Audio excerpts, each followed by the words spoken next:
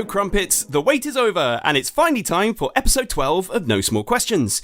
I'm Question Master and OG superfan Sam Oakes, and I'm prepped and ready to grill these No Small Roles cast members with your delicious queries. Right, that's my intro out of the way, so it's time to introduce our stars. First up, she's the badass granny of the group, the one and only gnome / flower petal / walrus. It's Juna Septhorn, or in this case, the wonderful Vicky Gaskin. Hello! Hello! Oh, really exciting. Okay, but there's more to come. Right, our other guest tonight offers us spoons in one hand and darkness and despair in the other. He's the one knotting all of these strings and keeping us on the edge of our seats. It's our dungeon master, Bebe David Knight. Hi. Hello. That's it. That's what I got. Yeah, that's all I've got as well. I'm done now. Yeah, this is it. We're done for the day. It's all you. And I just peaked on my hello, so... Oh, God. What, is in sound waves, or you're done now? As in, that's your I'm energy done. level's I'm done. I'm going to move away from my mic. Back into the darkness. As always, guys, we have some of our gorgeous patrons in the chat with us tonight, and we have some listener questions from the No Small Roles social media and our Discord chats. But before we begin, it's time for your spoiler alert. Spoiler alert! These questions tonight, they include spoilers for all the episodes up to and including episode 55. So if you haven't caught up yet, we recommend you go do that now, and then we'll catch up with you later. Okay, all that being said, let's crack on with some questions and spill some Twain-tide. Are we ready to jump right in, guys? Yeah! Yes. Okay. Yeah, let's do it. I don't know. Not sure. I don't know. I guess we'll find out. Well, you can work on this one together because it is for both of you. This is from Kit, who has asked, if you could get any of Juna's tattoos, which would you get? I think it makes sense to ask this to Vicky first. As Vicky is the one who has the list of tattoos. I was going to say, if you could list them out, the that body would of be tattoos. fantastic. Yeah, it would help David. So I'm needle phobic. Oh, really? So Okay, how about like a transfer then? No. Disposable or a henna? I suddenly realised having a massively tattooed character is really like... It's one of those that it's not like a life aspiration moment. Yeah. Well, I'd have to get the 7-petal flower if I was going to choose a tattoo for sure. Nice. You wouldn't get the golems one then? Oh, I don't know. That would remind me not to take life too seriously. Maybe I'd get the flower with golems sound fun. Just that bit. You could get it like in the petals, maybe? Yeah. Like the message, just put it like the writing on the leaves or something. Yeah, golems sound fun. Golems sound fun! ! I love the way that you're like terrified of needles, and yet over the course of this podcast, including bonus content, you've chosen 2 characters that are like heavily into needles. Yep. A face of fear, I suppose. A psychologist would have a field day with that, wouldn't they? Yeah. Is it a way of working through it in your own sort of? It's a safe. Potentially. Yeah. Yeah. I don't know. The last 3 injections I haven't fainted on, so maybe it's doing some good. It's working. Oh, It's nice. working, maybe, yeah. Well done. Yeah. Oh god! So when they were saying there's the vaccinations coming up soon, you were just like, "Oh god, Oh, I'll just get COVID." Yeah. I was also working in a GP centre that were doing the vaccinations. Oh, so God. both times it was like, okay, come on now, we're going to take you into this room and vaccinate you. Do you get funny when you see other people getting Even injections talking then? about it is not great. Really? Oh, wow. Oh, God. Okay, moving swiftly on. So, David, if you could choose a tattoo, maybe, Vicky, if you could remind us which tattoos there are. Yeah. Or basically anything June has ever experienced. So there's all of the different schools of magic. There's like moments from her past. There's motivational quotes from Ginger. So there's the wood carver as well. Do you have the Foxcoy Blossom? Foxcoy Blossom will definitely be on there. I think that's what I would That's get. a new lore drop. I don't think she's told that story yet. Is she not? I don't think we've heard that. No. Well, in which case- This is an juicy information. exclusive. It's up to you whether or not you explain that, but I think I'd get the Foxcoy Blossom. Yeah, I will explain it. I think people who are listening to No Small Questions deserve to know things before Little treats, everyone else, little right? treats. Yes, please. Yeah. So Goodies. Fox Koi Blossom, I won't tell you the story because I don't have it up in front of me, but is another of Juna's stories. But it's based off of a game that was created in the Barg epic, which David has been telling on the Patreon content recently, which you should definitely read because it's awesome. And it's like rock, paper, scissors. But so the fox, and for everyone who's listening, I'm currently making... She's doing like a sock puppet hand. Sock puppet hand, thank you. Yeah. So fox... Or a goose. But it's a fox. It's a goose fox, yeah. It's a fox. The fox eats the koi. I'm currently making a fish shape with my other hand. Then the koi eats the blossom. Imagine Joey Tribbiani doing fire in Friends. So the koi eats the blossom, and the blossom poisons the fox. Oh. So it's a game for deciding what you're going to do next that is used by the Sekaiji, I want to say, right. down in the south. Yeah. So it's kind of like rock, paper, scissors, but much better. But in game. Yeah. Yeah, Okay. Yeah, we'll play that later. Yeah, but there's So a is it story just- that goes with it. So is it like a circle of imagery, or will we Yeah, find so- out about this later in the episode? That's sort of all there really is to it, isn't there? I don't think it's just a game. Yeah. So yeah, so you'd be like fox koi blossom, and then like if I've got my fox up and you've got your blossom out, then the blossom has poisoned the fox, and so you win. Whereas if you did blossom and I did koi, the koi would eat the blossom, and so I would win. If that makes sense. Yeah, I think I'm with you. So yeah, the fox koi blossom tattoo is what Baby David would have. Mm-hmm. And how would you like that applied? We're not doing needles today. If it's... I mean, I don't mind having the needle. I'm not needle phobic. I mean, I don't like them, but I'm not phobic. Okay, we'll do that so long as Vicky's not in the room. Exactly. It's right, Juna will do it. Juna Then I will won't do be it. there. That's the thing. I'll get Juna to Hang do on it. a She can minute. make her own inks. And then we'll do it that way, because that way it's also imaginary and I don't actually have to go through the process. So. No, I'm making notes for when we get really drunk and go get tattoos. Okay, moving on. The next question, I'm going to take a seat back here because we've got a patron in the chat who would like to ask this one. So Tiamat, it is over to you. Hi everyone. Hey. This is for you, Vicky. Now that Juna's met another petal, is she considering a tattoo for the occasion? And given David's amazing descriptions, what possible designs would she be thinking of? Oh, that's a good question. That is a good question. I think definitely she's going to colour in one of the petals. I think that's got to happen, hasn't it? Oh, nice. And I feel like if she had to colour it a colour, Kieda's quite like, I think like a sort of orange colour. So she'd definitely be doing that. Oh, but Kieda, like... Do you know, I was weirdly picturing him as a kind of like yellowy orange. Oh, wow. Without intending to. Is that it translated. something Australia, maybe? Like, does that Just make because you it's think orange in some way? Yeah. Oh, He wow. just comes across as like an orangey kind of guy. Yeah. Yellowy orange.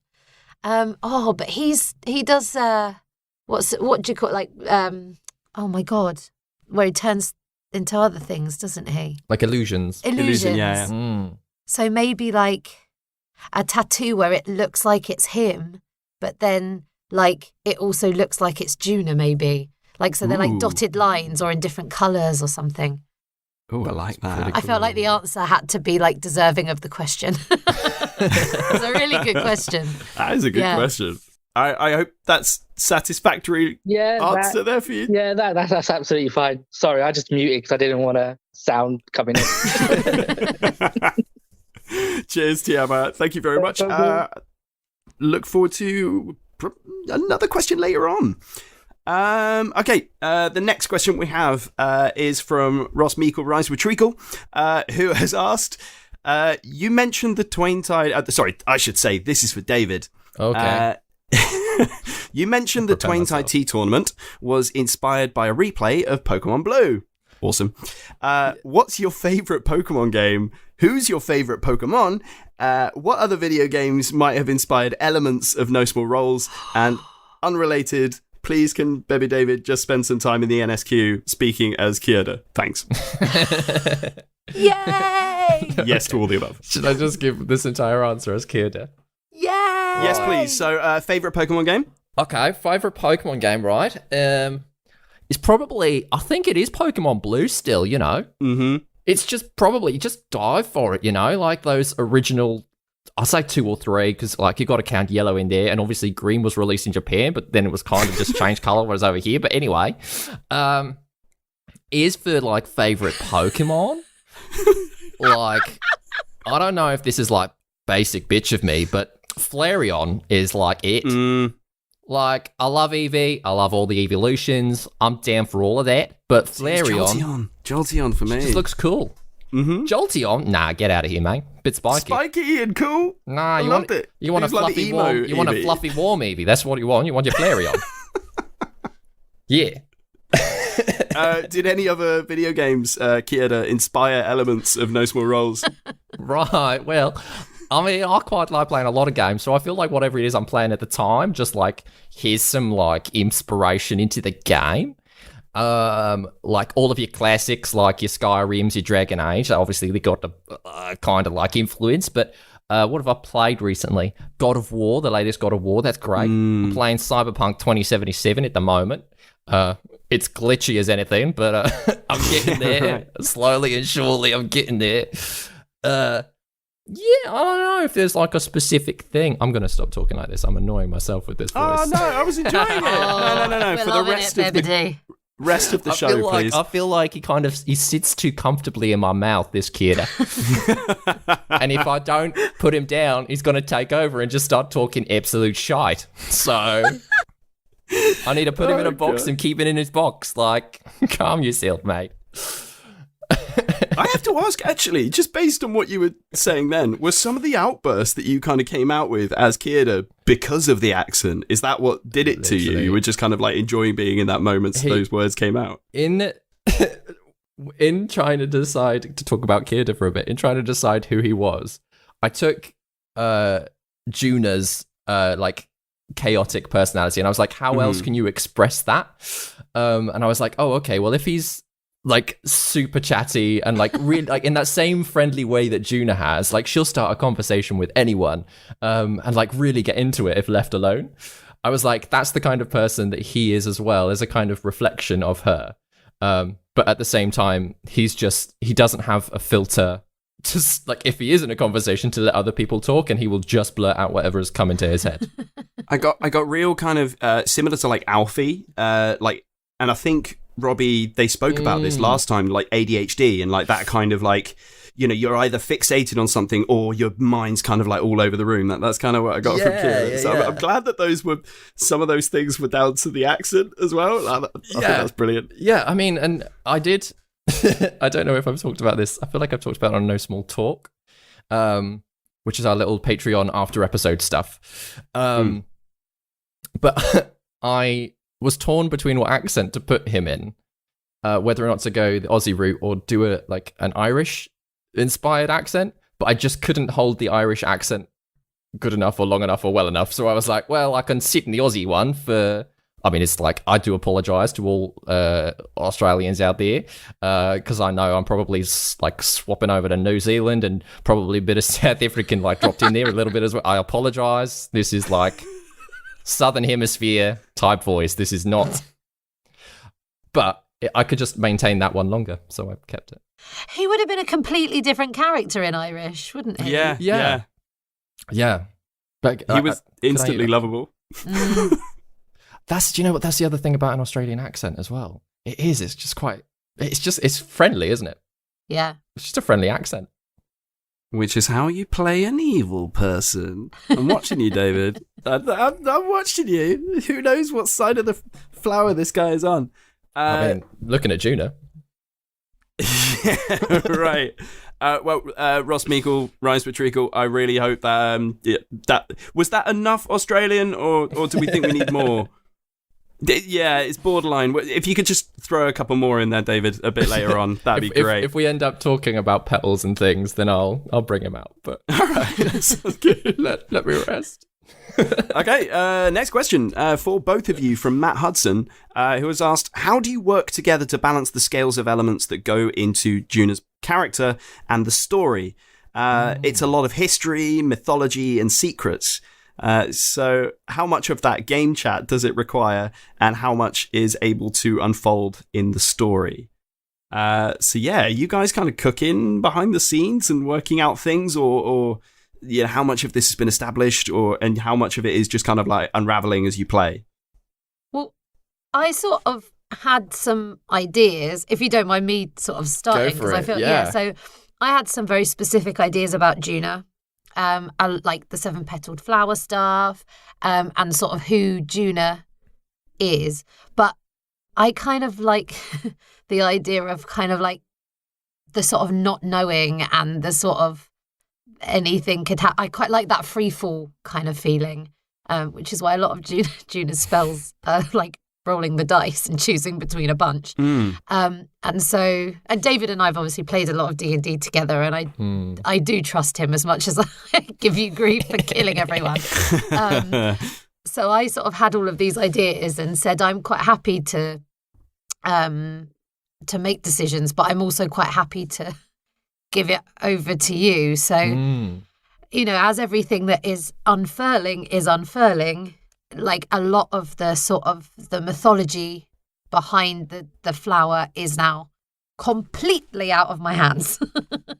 And it's quite terrifying. So it's something that, that I really wanted to do, but David has taken that over as god of the world. We had a really fun early conversation where I was like, okay, so how much does Juna know? How much does she not know? And I think you said something along the lines of, well, this is what she's been told, but she doesn't know how much of it is true. And that is such a, that is a gift for a DM to be I was going to say, you're just like mine. Yeah, to be like, well, here's the framework of information, but what is the secret behind it? Is there a secret behind it, or is everything on the surface what it is? I don't know anymore. I mean, it was one of the most interesting parts of that episode was just being like, oh, okay. Yeah. Okay.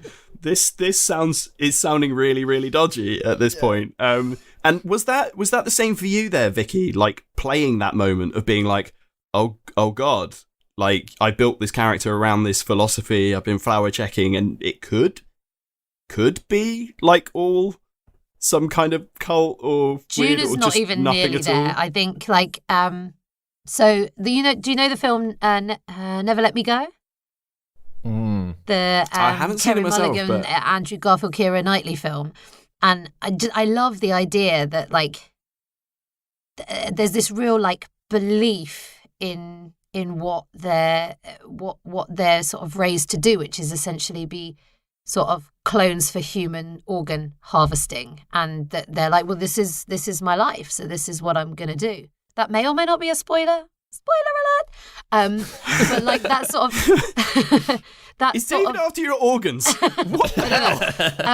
but I think as well, I was raised with no religion, which I didn't realize was quite unusual until I was an adult, and so I think there's part of me that's intrigued into the idea of sort of having that deep-rooted belief in something. And I think for Juna, I'm going, I don't know what David is doing with this, but Juna is not even close to doubting Ginger as far as I'm concerned yet. You know, there might be things that come up after this is aired that make her doubt it. But, you know, it's that idea that if you've been raised with this very strong idea of, you know, she's been taken from her family. Mm-hmm. She's been raised by this woman who has been her sort of new replacement soul family, who has taught her everything she knows, her entire belief system, all of the skills that she has.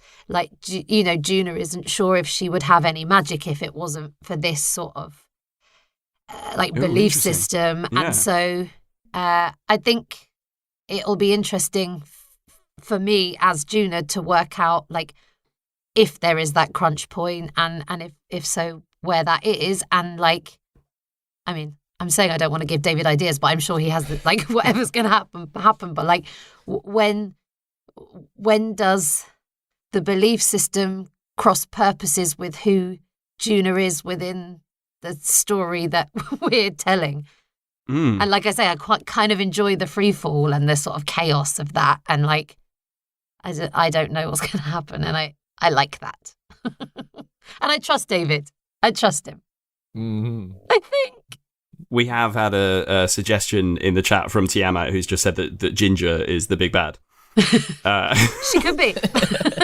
What's she been doing in that other region? I'm so excited to meet Ginger, because Ginger, again, was a character that I, sort of created. And then have obviously handed her over. Yeah, I feel like the party very interested in meeting Ginger at this point as well. When she finally gets there. The idea of her running an entire region. It's like, I'm 4 weeks away of continuous running day and night. Oh, but also what we must remember is Juna has learnt her charisma from Ginger, so... Well, I've got to say that's what's interesting about the fact that you're a sorcerer, is that it comes from, that font of magic comes from something within you. So this tattoo, this marking that you both share, that is where I imagine that this power comes from. So it's she's harnessed this power. My wondering is whether the intentions behind it all are pure. And also, where's Basil? That's another thing I want to know. But we're not. Maybe I'll save that for a superfan chats for us all to talk about. But I don't know that Basil's still around. Maybe we should have another one shot or a side quest where we follow Kieda. Ooh, shotgun. Actually, I'll DM because Kieda will have to do something in that one. Right, speaking of taking the reins, I'm going to follow on with a question that I have for you, Vicky, which is related to the one that Matt has just asked. Because are there parts of Juna and her backstory that you haven't yet revealed to the party? I'm not asking you to tell us now if there are. Or are you playing her as a complete open book? Hey, good pun. Yeah, sorry about the very pun. Very good pun. You've got to be in there. Cheeky little plug. Yeah, there are things. And that was very quick. Okay, moving on. I don't think not major things, not actually she's evil or anything like that I know of. I was going to say we don't know. But yeah, there's bits about her past that could come up. And little tidbits. Are you holding those cards close to your chest? Is there are these things that Juna wouldn't want to get out, or do you think that they're things that will kind of work their way out as the story goes on? They'll work. Juna's told her big secret, so it's just no one's asked the right questions. Tiamat's changed his mind. Now you're the big bad. Brilliant. Me and Orin were in cahoots from the start. Yeah, what did you do Funny tomorrow? how the two of us were with Enkidu and he was the one that died. You've been pretending this whole time. I mean, technically, Juna's died. Maybe she made a deal with the shrouded Kral. lady. Yeah, with Kral. Oh, God. She's still got his finger around her neck. Oh, God. Don't say that. He's dead, yo. It's fine. Oh, you can't God. resurrect someone with just a finger, can you? Yes. Yes. It's true resurrection. Just got a diamond you just don't big know enough. any super strong wizards yet, so it's fine. No, but Flawless Veil is probably where you're going to find those. Oh, the Arcanist Consortium. Oh, yeah. Oh, God. Is it about to get dark? Sorry, this isn't a question in here, but I need to know. Is it about to get really, really dark? So I'm worried. We've recorded up to 61, is it? Mm-hmm. So we're about 6 episodes ahead of what's been released. Okay. I And already it's heard been- from a cast member that something horrible happens to them. It's pretty fun, is what I'm going to say. It's Okay. pretty fun. What happens? I'm obviously don't not. know- I'm I don't obviously know not what going to tell you happens. anything. Yeah, I'm just saying that we've had a lot of fun over these last 6 episodes. Yeah. Oh, God. The fun in quotation marks, right? It's been fun. But it's been a bit of both. They're both. Okay. It's David who is the one who has said the word fun. So long as you're having fun, David, and hopefully we will as listeners. But yeah, I just got this sense that even with little tidbits of, ooh, is this is this really a good thing, what they're chatting about here? It's kind of like I felt like something is coming, and you keep putting in these little plugs every now and then that I just feel like we're about to get another Wingthrup arc where it's just like horrible but still enjoyable. So yeah, let's look forward to that, and let's move on to another question. So we've got one here, another one for Vicky. This one is from Jeremy. Yay! Jeremy Cobb, our Dwayne Fabulosa, who has asked you, have you found it easier or more difficult to balance the mechanical aspects of the game with the character storytelling aspects of the game, as Juna has gotten more powerful over the course of the show? And I don't know if I read that properly. Anyway, have you ever wanted to multi-class Juna based on her character growth and backstory? I try and ignore as much of the mechanics as I can. Nice. While still playing by the rules. So yeah, no, she's quite straightforward. I much prefer the more character-driven elements of D&D to the mechanical side. But getting new spells is fun. And once I worked out meta magic, it was like plain sailing from there. It's so game changer, isn't it? Yeah. And with regards to multi-classing, because Juna is let me get this right, divine sorcerer?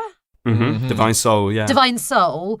I don't think I, as an individual, are ready for multi-classing just yet. But I think that being a Divine Soul, it's not multi-classing, but she does lean towards the cleric, and obviously she can have like cleric and sorcerer spells, which is timely that he's asked this question, because I have found the longer that we've been playing, the more I am drawn to the cleric spell list than the sorcerer spell list, and I don't know why. But I think like it's interesting, and I did look at like what you get at base level cleric and was like, should I be doing that? Like do I need to have a like one-on-one with David and like work out how that would happen? And I sort of looked at it and went, actually I think it wouldn't be that different to how I work Juna. I think the tricky thing you'd find is that sorcerers are charisma based, but cleric spells are wisdom. So you'd have to like bump up my wisdom to make your cleric spells. But then at the same time, the way, because you've got access to them as a divine soul sorcerer anyway, you can kind of just sneak them in with your charisma instead. Yeah, I hadn't really, because I don't tend to think about the mechanics. What you said, yeah. And there's a new spell that I've just got on my last level up, which is from the cleric list, which I'm very excited about. Which even in the episodes that we've like recorded, I haven't used it yet, have I, Bebedy? We had a bit of a chat about it. Because No, you haven't used it yet.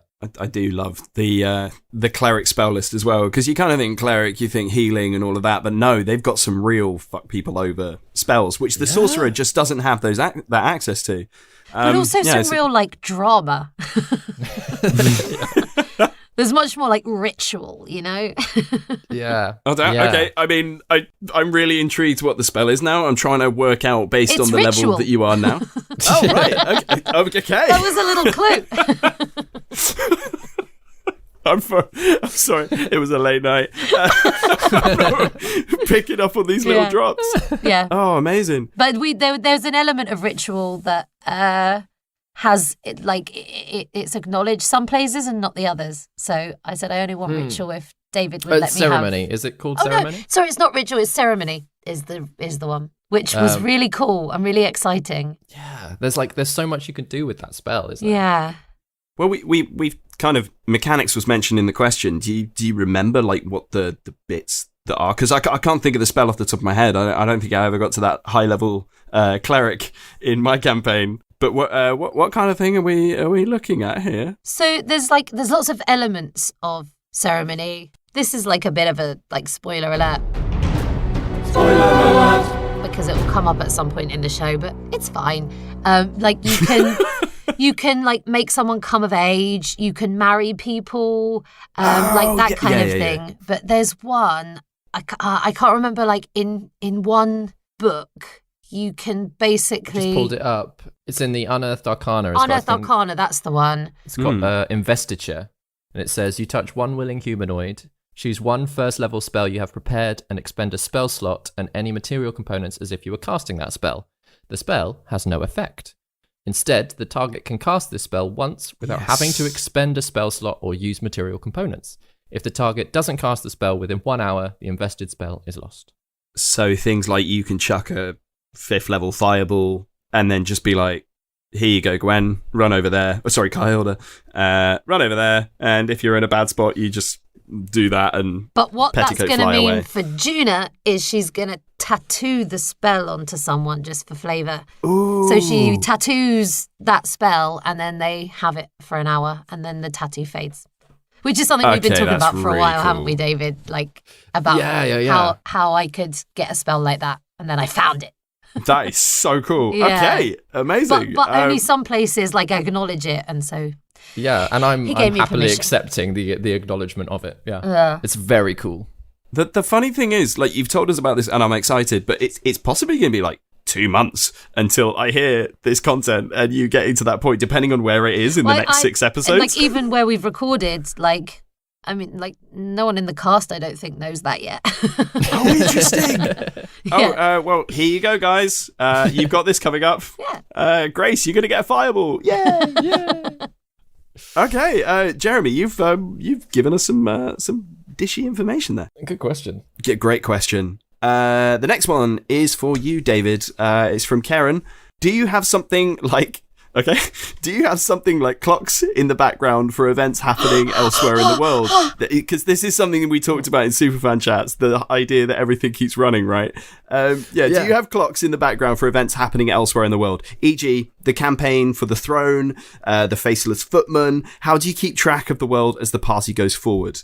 And a related question from Jeremy we will get to in a minute. But first part, Karen, let's open that up, David. How do I keep track of things in the background?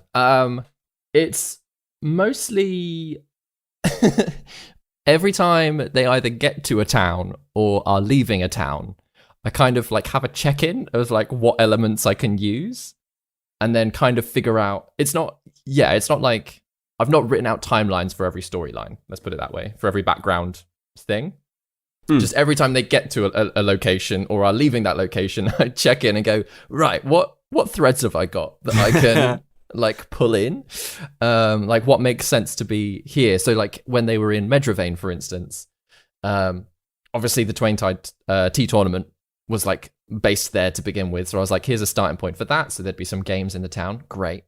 But then after the conversation with Robbie in trying to decide their character and how that was going to fit in, I was like, oh, cool. So the Hex are also in Medravane, which makes sense because of the carts leaving Rost Hall. I was like, oh, so that's where they were headed. Great. I can tie some of that in.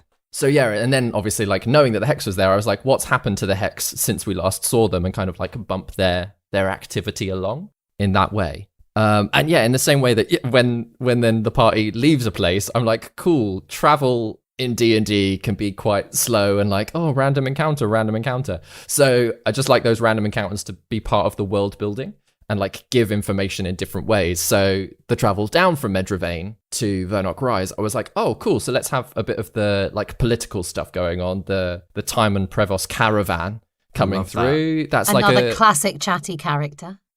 Exactly. So yeah, in that way, I was like, okay, well, let's look at the world stage, what's happening, and how can that interact directly with the party. But then it also means that because, again, this party does not seem to stay in one location for more than any You gave town, them at spoons, least. mate. You gave them spoons. They were traveling. So that means that it's like there's a constant check in every like 3 or 4 episodes as to like how everything's moved along and whether or not anything that the party have done in that time have affected everything. So it's more that than a timeline-based plan, if that makes sense. But I should actually read what Jeremy put, because it's kind of a rewording of the question as well. But, you know, he asked it, so I should ask it as well. From time to time, we'll see glimpses of larger ongoing events and storylines that are going on in the world around the party. Do you, as DM, have regular world-building check-ins to make sure the rest of the world keeps running independently of the party, or do you just develop these storylines when it's time for the party to encounter one of them again? So, kind of, I feel yes, a little see bit both. previous answer. Yeah, exactly. I I had it in my head that there was like a Back to the Future bit, you know, when Doc Brown is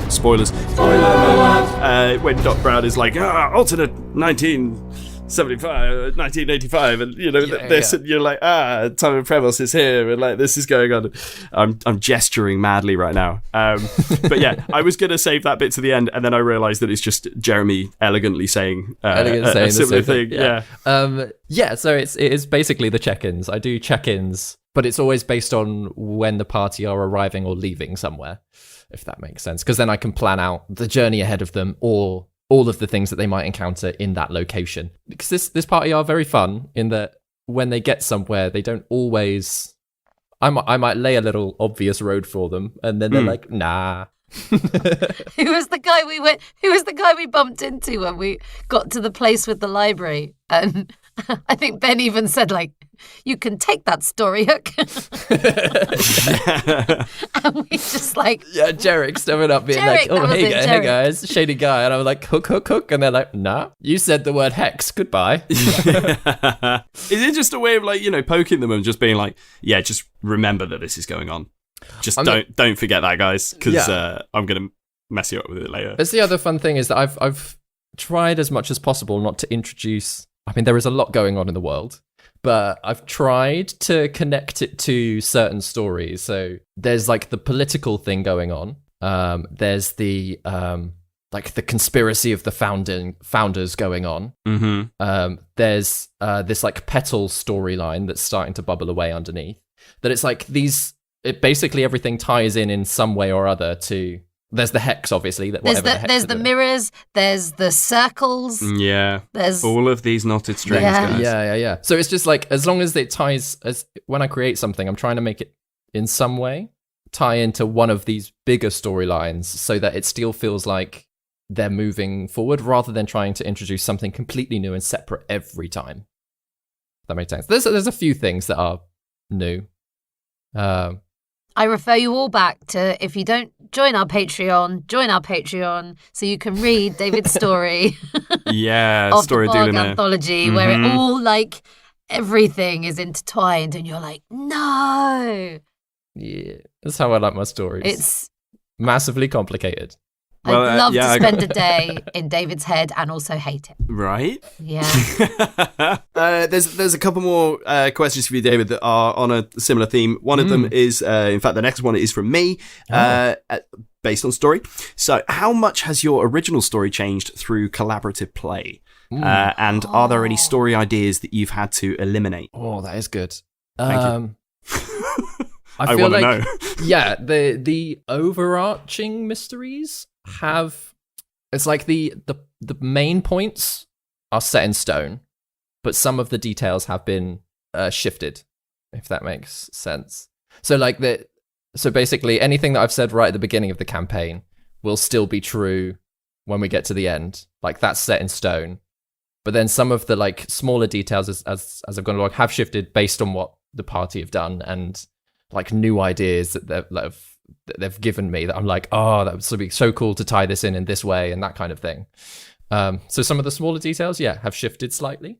But none of the big major things. Did you had your I was like, here's idea. The core. Here are the core facts, and as long as everything else dances around those, then it should hopefully make logical sense by the end. It's not I'm going to get to the end and they'll be like, oh, of course, nothing was real at all. Like, it's not quite like that. Or he was a pony the entire time. Like, it's all Bessie's dream. It's all Bessie's dream. Like, it's not going to be that kind of story, unfortunately, for everybody. Spoiler. Have you been tempted though at any point to like change those big plot points because of like things that the players give you that you're like, oh, I could tweak it in that way, but you're committed at that point? Definitely tempted. It's I've tried not to as much as possible though. Just to keep some logical consistency and to keep an ongoing, to make it feel like one story and not make it feel like... Do you know what I don't want it to feel like? I don't want it to feel like the Game of Thrones series. Right. Where, they got to the end of the books and they were like, oh, cool, we know the plot points, so let's go off and make it up. And then those last couple of series, you're just sat there like, this feels like a different story now. Like, it's not where you were going to begin with. And so I've tried to keep it as like, here's where we're going. And yeah, the tracks might move around a little bit, but like the end point is hopefully, well, I mean, I don't know where it's going to end, but the facts of the end are going to be the same regardless of what the party do. So there's a chance that we could actually, if we listen back really carefully, we can figure out everything about this story. Yeah. I find that very Cycle of Strings, Baby Uh-huh. David. Yeah. But like whether or not, again, through everybody's actions, whether or not that's what happens. Yeah. I think this party are very fun to play with. I really love how everybody will throw me a curveball at any given point. And I'm like, okay, cool. So how does that make sense in with these in these stones, you know? Because do they like do that with backstory as well? This is another thing I'm wondering. Like when have people coming out with like backstory things and stuff like that. Is this all stuff that you knew, or are these like curveballs that you're talking about, where it's like, oh, actually, okay, I need to work out how that works within my background lore and stuff? Yeah, I think everybody's backstories. We all had nice big session zeros to begin with. I think they were like 2 to 3 hours, some of them. Lovely big one-on-one conversations. So we all knew what the grounding for every character was. But then like extra facts have come along, like Juna's tattoos, for instance. In our very first chat, they weren't there, were they? Nope. I just one day was like, I think it would be really cool if she had like loads of tattoos to cover up the fact that she was born with this mark. And then I came to David and was like, I think it'd be really cool if she could have a spell, which meant that she tattooed people. This was at like level 1, and he was like, all in good time. Like, Yeah, I was going to say. Not yet. At the moment, you can just about fire a bow. Yeah. Actually, this links really nicely with a question that we got from Mike C here, which is, what was the last thing the players did that surprised you? Which is kind of what we're talking about here. But also, have you had to silently scream as they've missed something that was important? I love this question, by the way, Mike. I think we might be in tomorrow. Oh no, I did love that moment, and it's listening back, my responses of like, yep, the weather is exactly the same. I know, it's so good on a second, third, fourth listen, isn't it? It just never gets old. What have they done recently that's made me act like that? I can't think. I can think of a moment, but it is not. I think it's in episode 58 or 9, so I'm not going to mention it. But it wasn't so much that it like. It's just a really fun character moment, essentially. And I was like, I'm just going to let this play out. I don't know. This isn't, again, like I've not got this written down anywhere. Let's just let this play out. But I do really love when that happens. I feel like any DMs out there will probably know that like DMing when you've written a story plan, I mean, if you're making it up on the fly, it's crazy fun. But when you've written a story plan and everyone follows it, you're like, cool, we walked through the story together. Great. But players the whole time are experiencing this entirely new story, and they're having to just react on the fly. So I feel like when players do something that forces the story out of the plan, the DM like has the chance to experience that like, oh, cool, this I suppose is what's happening in the moment type feeling. So I really love it when that happens. As for silently screaming, yep. That happens. Mostly, I think it was on the last superfan chats. The party has a real tendency to like get into something and go, "That's a bit big for us." Yeah, and walk away. Run away. They go every time. This is not something we can deal with at our current level. Cool. Well, let's make sure we're safe, and we'll figure it out later. Yeah. Oh god. Again. There's a massive golem army just under a forest. And they went, we are not in a position. We are not in a position. And like, I love that that's how they play it. Like That's what happens when you've already killed 3 out of 5 of the party. Yeah. That's just like Medravane as well. It's like, oh yeah, there's another thing. But we've kind of burnt down this whole bit of the city. We should just go. Again, nobody would have known that it was them but if they'd run off to the other side, nobody would have known it was them that started a fire. The Hex maybe might have like tried coming after them, but they were like, nah, we're out. Let's just watch this city We're burn. supposed to be undercover, people. I love that Ben has put in the chat as well. We have a long to-do list. There was another spoon to get. There was another spoon. An entire other spoon. Oh, God. Okay, I love that. I still stand. We could not defeat a golem army. No, I think it was the right choice to make. But at the same time, it's just lots of fun to be like, well, I've got like the little bit of planning for what happens if you wanted to. You don't want to? You sure? Okay, cool. Do you know, I wonder if there was a part of like the whole, okay, let's the one time that they did really push further, i.e. the advancement test, it really burnt them. I mean, it is partly my fault in that. I do scare them. Oh, God. Yeah. Okay. Great question then, Mike. Vicky, is there anything that I've done that's made you silently scream? Okay. I really like this question. When you killed me. Yeah, I mean, fair. I was, there were all sorts of feelings that day. Oh, my God. Yeah. Like, we lived it. And it's why we make the joke like Juna dies. Juna dies. I don't know if you've listened to that back and like heard the like venom in my voice of like I've created this character that I love and now she's dead. Yeah. And it was so early on as well, and we'd spent so long prepping. And then we got episode 8, and I was like, cool. I mean, Ruana dying, I still kind of haven't forgiven you for. She was an awesome character. Well, she was very cool, but now she that travels was your with fault you. as well. Gonna say. Yeah. I mean, but yeah.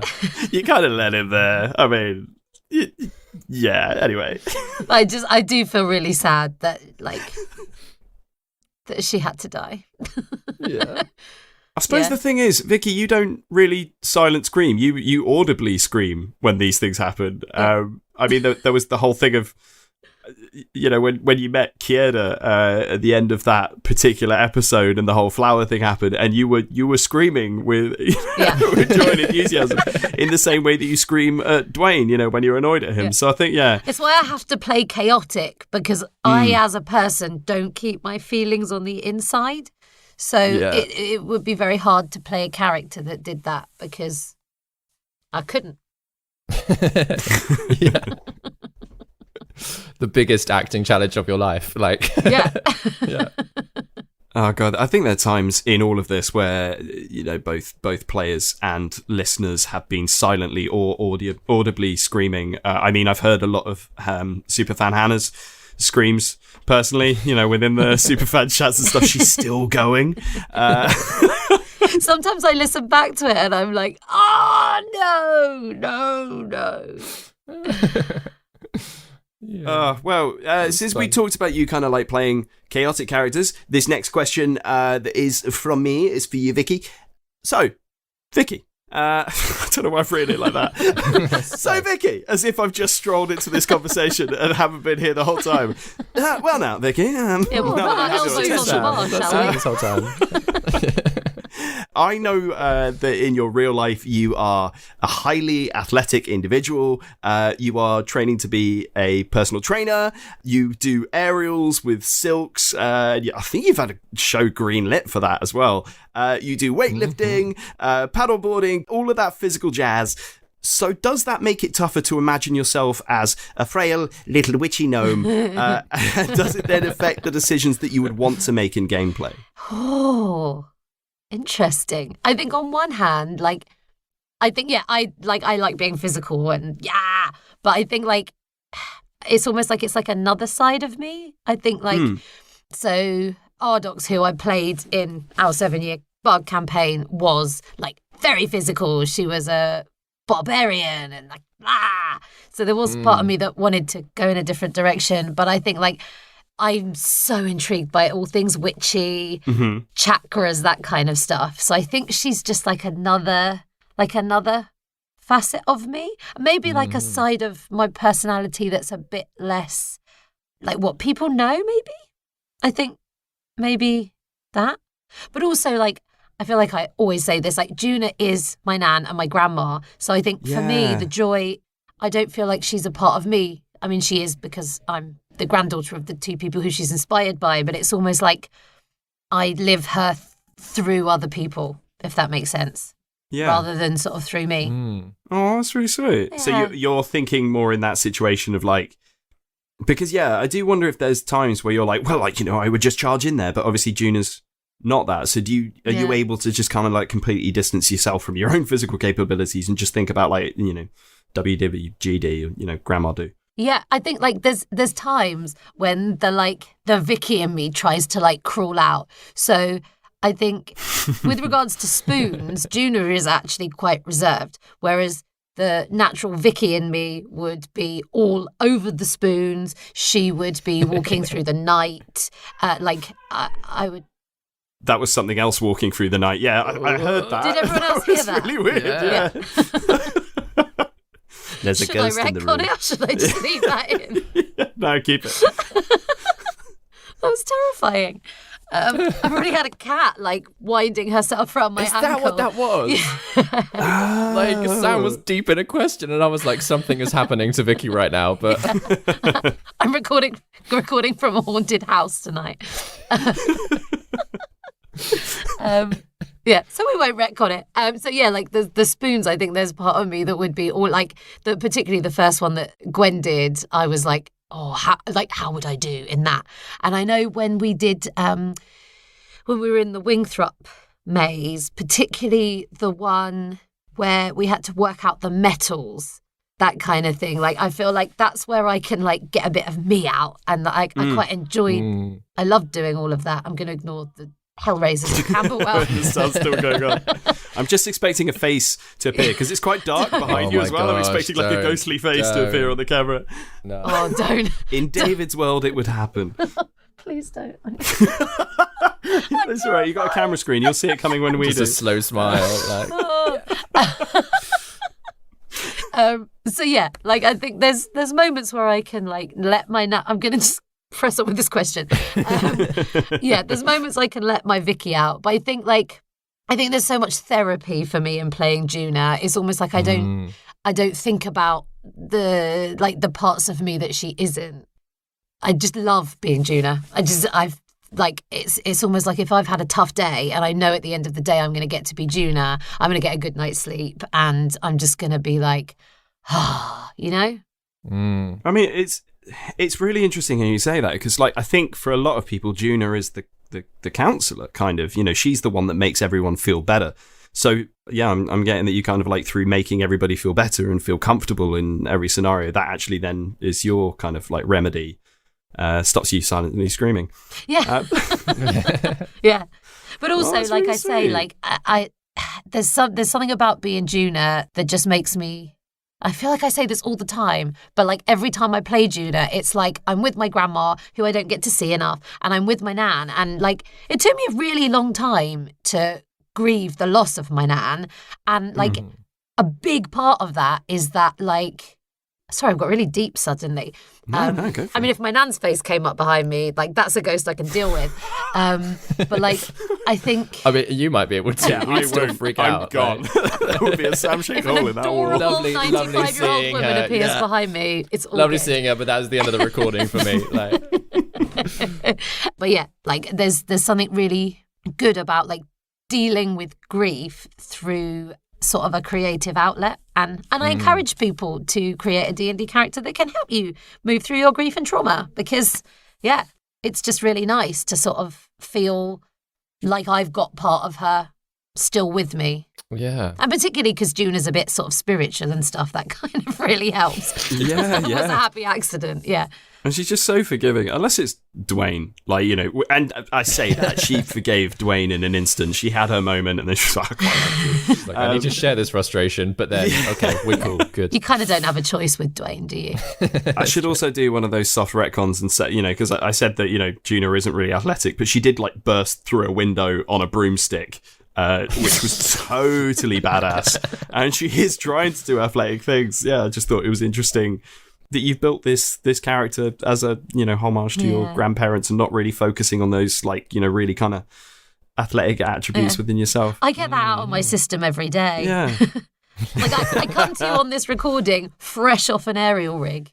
Like you can't see this if you're listening to it, but I currently have a heart on my face because I've been a card from Alice in Wonderland hanging off an aerial silk this afternoon. So I get all of that out of my system in real life. I thought that was for us. It's really It is, nice. Sam. I was like, I want to make one. Retcon, it is. Right, yeah. Yeah, Okay, sure, cool. sure. We'll keep that in. Okay, thank you so much for answering that so honestly, Vicky. We'll have a question for you both now. This is from Pippa, and I'm going to ask a question for her today. So if you could spend a day in any town or city in Dravane for real, where would you go and what would you get up to? That's a good question. David, do you want to jump in on this one first? If you've got an answer. Is it one that we've seen, or can it be one that we haven't seen in the podcast? Ooh, I'm going to say... Because I feel like I can say like, I built the map. I know. Yeah, I'm going to say it's both. Both? I'm going to say you're allowed the last one, but this is also really intriguing for us because you won't choose the cities where really evil things are happening. So you don't know that. I'm really torn. I'm torn between three. Okay, so How many Medravane. places have we been? Yeah. Yeah, Medravane. I'd really like. I don't know. Like in my head, I really like its vibe. Half of it's on fire at the moment. They should probably put that out. But the kind of like Night Out on Frosting. Yeah, that it's like almost like a river city, but it's kind of like as a through trade town because of the way it connects the river, sort of leading off toward the Torbear Bog and like the northern end of Dravane, but then also into Lake Dravane. So it's like still fairly central historically to the whole country. So Medravane is pretty cool. Yeah, because what would you like to do when you're there? Are we talking like, would you take a boat all the way down? Yeah, go for a little river to the lake? sail. Yeah, like just, drinking establishments. I don't know. I just in my head, I like its vibe. I don't know how to describe that. It's got a cool vibe. The other two that I am torn between haven't been seen in the podcast, but they have both been mentioned. One of them is Karth, which is in my head just Bath. It's Where just did you get the name? I couldn't tell you. I'm very creative sometimes, but in that kind of like Austin-esque, like, oh, we go to take the waters, and like everyone's like there's just an air of like sensibility around the place, and like people take promenades around town, and like that kind of like it's a bit of a show to be in Karth. That's what I like, the visuals I get from it. The other one is Hushben. Ben's just put in the chat, David's NPC names can be legendarily creative. Oh my god, I thought you were saying you wanted to go to a place called Hushben, and now I feel like a place called Hushben needs to be invented on the map. Isn't that near Splinter Falls? Yeah, I think it is. Yeah, Hushben. Yeah. No, so the other off-mic place that I'd like to go is Dram, which is where Enkidu is from. I have actually played a game with my family in Dram, like the one D&D game that we've all played together was set in Dram, so I've got a map for it, and it's a fun little place. Lots of like seedy underbelly, but also like busy hustle bustle of the city happening. Interesting. Has that changed much, by the way, from like your original concept to what it is in this world? Yeah, a little bit. Okay, cool. Largely in having Daryl's input. Right. Yeah. Yeah, with everybody, I've said, whatever it is that you want to make up, and we'll fit it into the world. And Daryl is incredibly creative. Yeah. You should read his multi-page backstories, plural.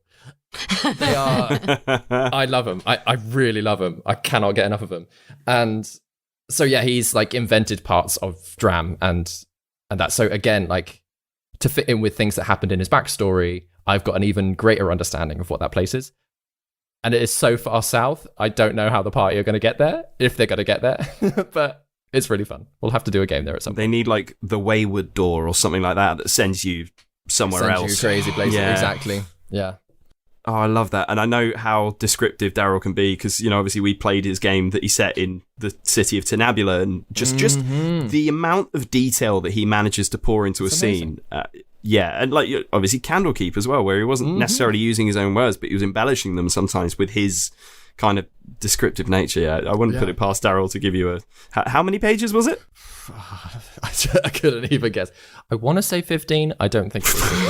I think in my head that is like it's been exaggerated over time, and I'm like, it's 15. Front and back! What about you, Vicky? Where would you go? I want to go to Heart of Springmas at Vernok Rise. It was so lovely. I think that would just be like really great. Yeah. And plant your flowers, which were flowering the last time that you were there. That was just really sweet. Yeah. Yeah, I think that would just be a really fun thing to do. But outside of places we've been, I'd love to go to Hushben, obviously. But like, I think it'd be cool to go. Do the Carbon Mountains exist in this game? They Ooh. do. I mean, they are north of the world, and you're as far south as really as you can get. Yeah. The Carbon Mountains is where the Dragonborns all live. I think it'd be really cool. It's rumoured that there's diamonds, but the Dragonborns maintain that there's not. I think that would just be a really cool place to explore. Also, I love me some Dragonborns. Yeah, hence, Maya Stanis. Yeah. Mm-hmm. But also, I think Splinter Falls, I think, would be a cool place to go. I think there'd be a lot going on. Yeah.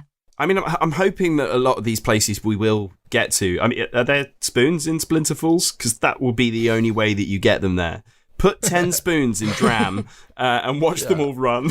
Yeah. That's right. So I'm trying to drive everyone to Splinter Falls at any given opportunity. So Yeah, well, Ben said here that he'd quite like to go back to the Woden Isles, but I think that's only in your games there, Ben.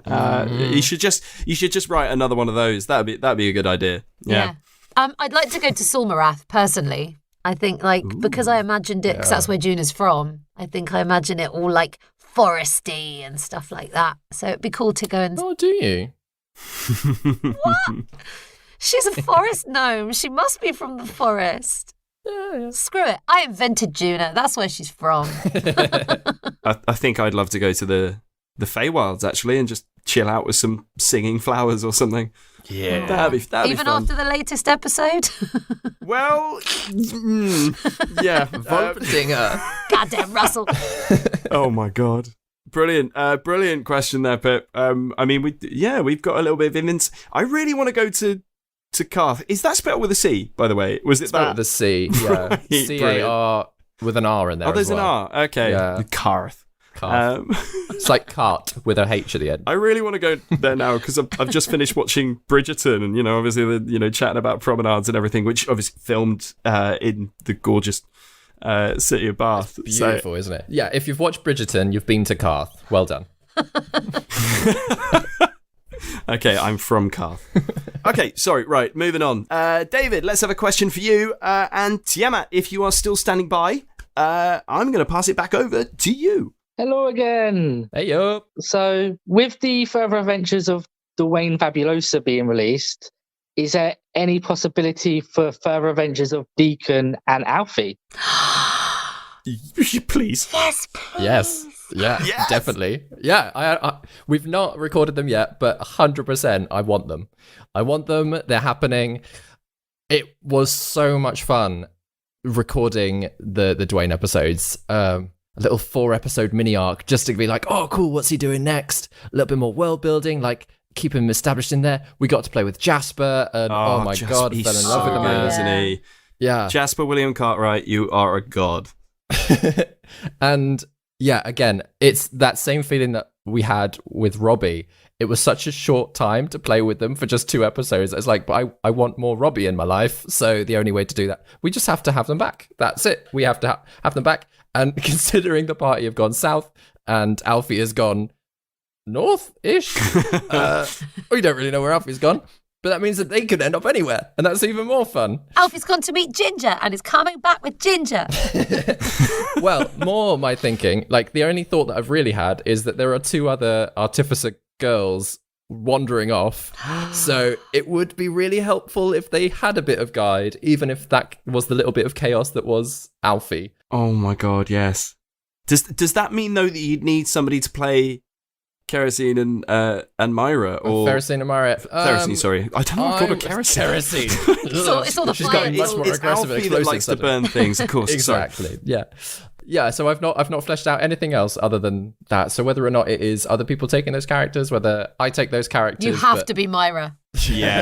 Yeah, But 100%, like I want them back. Deacon's gone off north on his own adventure, hunting out the warrior. Is that what Oh, it was yeah. called? Yeah, it The was the compass leading yeah. to the The warrior, compass wasn't leading it? to Yeah. the warrior. So like, there's lots of stuff that and like their own little storylines that they can carry on. That if we can't get to it in the main campaign, then 100% we're going to get to it in extra bonus stuff. Oh my god, you should invite somebody else from like Flintlocks and Fireballs to come in and help out with that. 'Cause, I mean, it's Oh so my gosh, worked that with, whole you know, part, obviously yeah. Jasper being in Three Black Halflings with Jeremy. That Yeah. dynamic was already established, and then, you know, More obviously without giving too much away to everyone, More friends. No Small Roles like interact with it as well. Ah, it's just such a good series. Great question there, Tiamat. Yeah. No, that's awesome. Because I do miss Deacon. I loved Deacon when they were on. Yeah. Me too. Yeah, me too. And Sarah, like, we're going to be seeing Sarah's going to be working with us over the summer. So, like, the excitement of just spending time with Sarah, even then. Yeah. Um, Yeah, David's talking about spending more time with like Jasper and Robbie. It's only because we see Sarah quite a lot. Anyway. it is the joy, isn't it? I mean, there's always more time for more friends in life. Make it happen. Make it happen. Here are my And if- demands. And if we don't have free time, then at the very least we can have semi-professional time and play games with each other. Yeah, exactly. Plus, you can send these characters to the places that the party aren't going to get to. That's Send them true, places that there actually. aren't It's very spoons or true. you know evil things going on. Yeah, and that was part of the fun of. I know Dwayne only just. Oh, this is coming out before.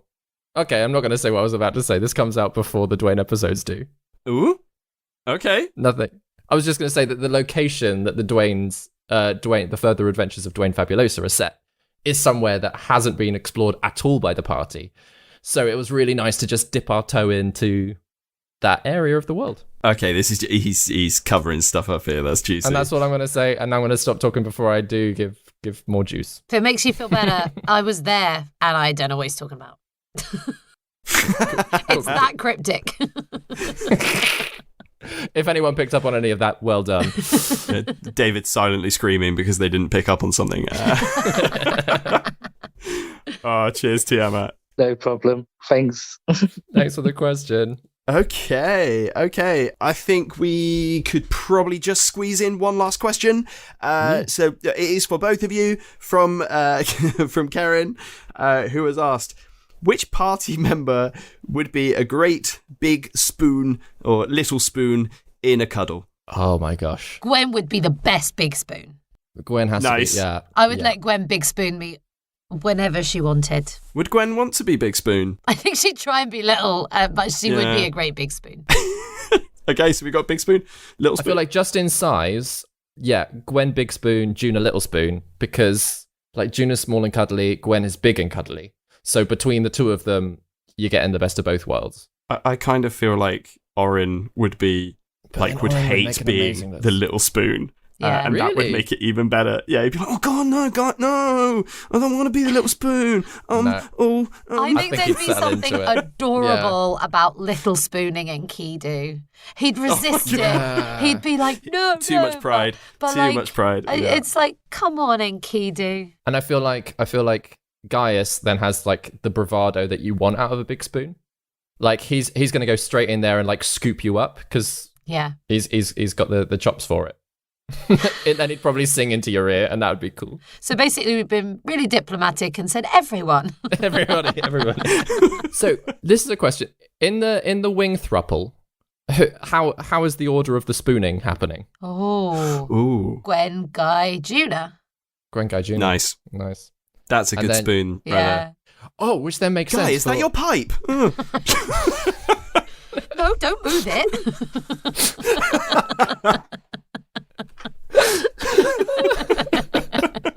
Brilliant. Oh God. Oh, But then, sorry. But then the image then of Orin being the big spoon to Enkidu is just adorable. Yeah, but I think That's that's the the way way I it would be. That's the way it would be. Oh man. Oh, I'm in love. What about Aggie and Ruana? Who would be the big spoon and who would be the little spoon? I imagine it depends on Ruana's form, but I imagine that she is small and climbs almost semi-inside. Mm. No, sorry, Ruana. Yeah, climbs inside Aggie. Wait, because, let me start all that again. crazy. Ruana, depending Ben on is her rubbing his form- eyes under his glasses and shaking his head. Yeah, if Ruana is like mouse bird Ruana, and then is like inside the teapot of Aggie, like being all cuddled up in there, that's why I That imagine. is nice. like a dormouse. Yeah. Like a little dormouse in a teapot. yeah. Yeah. I kind of thought of like this baby owlbear, which the form that Ruana is in at this point anyway, like kind of makes like the cuddly toy element that could go anywhere within the spoon, really, you know. Yeah, can shift it and around could if also somebody- just sort of latch on behind you as well. Aww. Aw, that's a nice question to finish That's on. a really nice one to end on, isn't it? We didn't really give you an answer, but it's a really nice question to finish on. I don't know. There are definitely answers in there. I think we've established the Wingthruple angle anyway. That's Wingthruple, canon. Yeah. But yeah, I should mention that Ben has actually put in the chat here about the last question that yes, the patrons at this point have heard episodes 1 and 2 of the Dwayne Fabulosa arc. Mm-hmm. But I honestly, if you're not a patron, this is a genuine reason to go for it, because I wouldn't want to wait for these episodes. They are so good. I'm not just saying that. They are so good. They're wonderfully performed. And also, like, they are, like, particularly Jeremy and Jasper are so on it with the rules and the mechanics in a way that, like, it's just, you just run with it. You know, whatever they say is gospel, and like the play moves so quickly. The way they think about how to use those mechanics, their advantage as well, is creative. insane. It's so much fun. Yeah. So yeah, if you haven't signed up to the Patreon, that would be a reason to go and do it, honestly.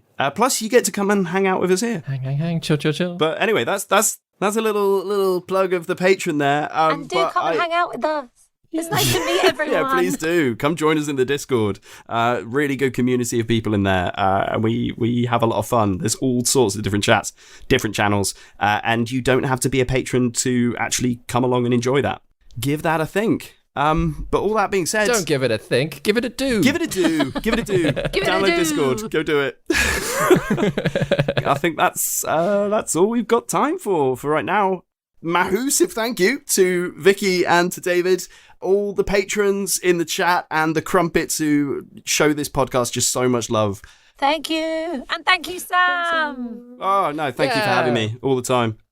Love doing it. Right, I think there's only one thing left to say. So if everyone could unmute themselves.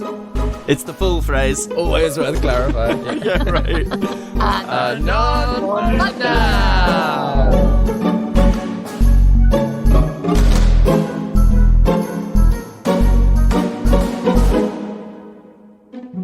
Hello there, big spoons, little spoons, and teaspoons. Ben here, popping in to say thank you to our guests this week, Vicky and David, and to superfan Sam Oakes for putting the questions to the cast. Oh, and I hope you've been enjoying our recent episode art as well, which has been featuring some of Sam's fantastic cast photos too. Thanks for lending us your multi-talented skills, Sam. Huge thank you to everyone for sending in your thought-provoking questions for this episode. Now, if you want to theorise further about upcoming events, or let us know which city in Dravain you'd want to visit, then you need to head on over to our Discord. To be totally honest, I had very little idea what or who a Discord was before we set up our No Small Roll server, but it has been a delight to be part of our growing community of listeners and fellow D&D nerds. And if you're new to Discord as well, the great news is it's completely free to sign up. All you need to do is click on the link in the show notes, or you can follow the link from the No Small Rolls website, and then Discord will just guide you through the next steps to create an account and join the chat. Now, next on the feed, we're going to be taking a little break from the main campaign as we delve into the further adventures of Dwayne Fabulosa. We are so delighted that Jeremy Cobb will be returning to play the blue-haired bard himself, alongside our very special guest, Jasper William Cartwright, who many of you might know already from the brilliant Three Black Halflings podcast. Now, if you're not subscribed to them already, what are you doing? Go and do that now. Okay, now you're back from subscribing. Jeremy and Jasper will be appearing alongside the rest of the No Small Rolls cast in this 4-part adventure, DM'd and composed musically by our very own David Knight. The first episode will be released on Sunday, the 15th of May, and the next 3 episodes will release throughout May and June. However, if you just can't wait until then, and I really can't blame you if you can't, then do check out our Patreon, where our teacup, teapot, and tea caddy supporters can already binge the first 2 episodes. Just click the link in the show notes below, or visit patreon.com/no small roles to sign up for those and, well, just a whole heap of other benefits. We'll be back to the main storyline in July. And in the meantime, I'm off to look for the town of Hushben on this map of